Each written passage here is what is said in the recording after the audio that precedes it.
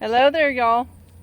Justin's hanging clothes on the line, and I am taking a short break, and I wanted to show you our garden. I say garden kind of as a loose term because right now it is a weed patch.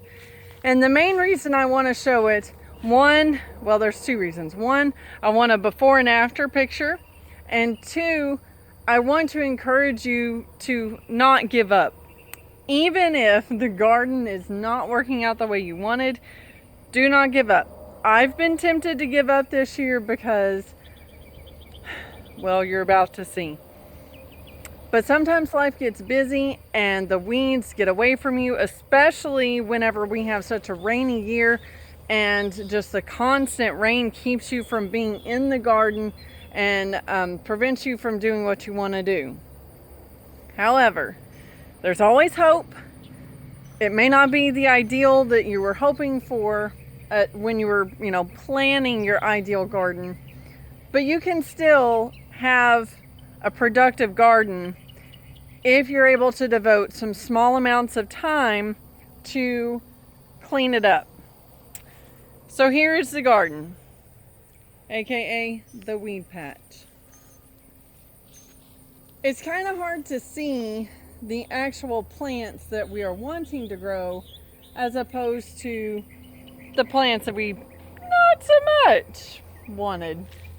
Now, things like this careless weed, I plan on taking out. The sunflower, I'm going to leave in there. Now, granted, it's a native sunflower, so it's not one that's going to provide sunflower seeds for us, but it'll be good as an attractor for pollinators and birds. And honestly, it's such a robust plant, I would rather let that one continue because it does provide benefit to our garden. But like the tomatoes, some of them I can't even see because the weeds are so tall. But I was able to harvest a few tomatoes today. So I'm going to let this continue. Like, look, we've got a crimson or red, what is that called? I'm having a moment. Okay, okra. And I don't think I even planted that. So that's a volunteer from last year, which usually I'm pretty cool with volunteers because it means whenever the ones that I plant don't make it, I've got stronger, more robust plants that are growing if they have volunteered themselves. And I find that to be true 90% of the time. We've got some green beans back there, but they're not following the trellis. A lot of it is starting to go on the grass. So once I'm able to cut that grass, I'm going to need to train those vines to go up. Otherwise, we're going to have those cowpeas going everywhere. Yeah, lots of work, which is part of why we haven't tackled it yet. We were planning on tackling it yesterday, but our plans got changed, and that was my fault.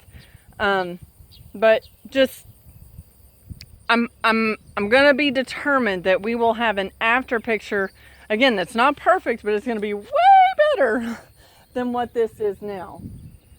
But I hope that through seeing what we're starting with at this point in, well, I was about to say mid-June, but it's actually the end of June. Because it's the 28th, I think, today? Yeah.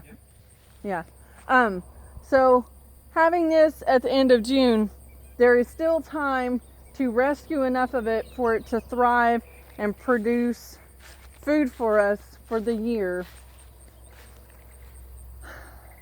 But I've got my work cut out for me. But I'm going to do it.